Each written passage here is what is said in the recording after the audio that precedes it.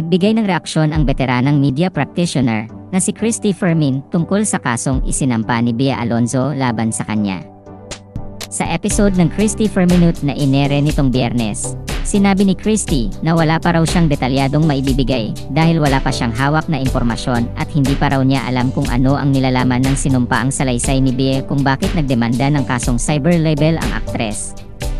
Matatanda ang dumulog si Bea sa Quezon City Prosecutor's Office para maghain ng 3 magkakahiwalay na kasong cyber libel laban kina Christy Fermin at Ogie Diaz, pati sa kanilang mga co-hosts sa kani-kanilang mga online showbiz programs. Kasama rin sa kinasuhan ng aktres ang isang netizen na nagpapanggap na malapit raw sa kanya.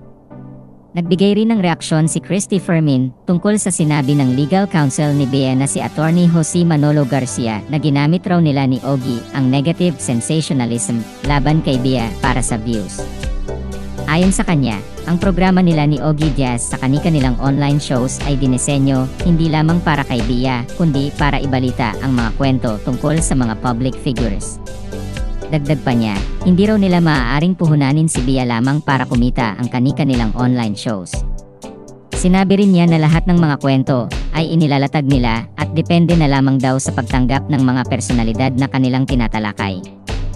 Anya, yung karapatan mo, Bea Alonzo, para magsampa ng kaso laban sa amin ni Ogie Diaz at sa iba pa naming mga kasama, yan ay hindi namin hinaharangan. Pero kung ito ang nagiging dahilan para busalan nyo ang bibig, opinyon, at malaya naming pamamahayag ay nagkakamali kayo. Humingi naman ng tawad si Christy sa mga taong agarang nagpadala ng text at mga positibong post sa kanya at sa mga tumawag sa kanya kahapon, May 2, 2024, dahil hindi niya ito nabigyan ng sapat na panahon.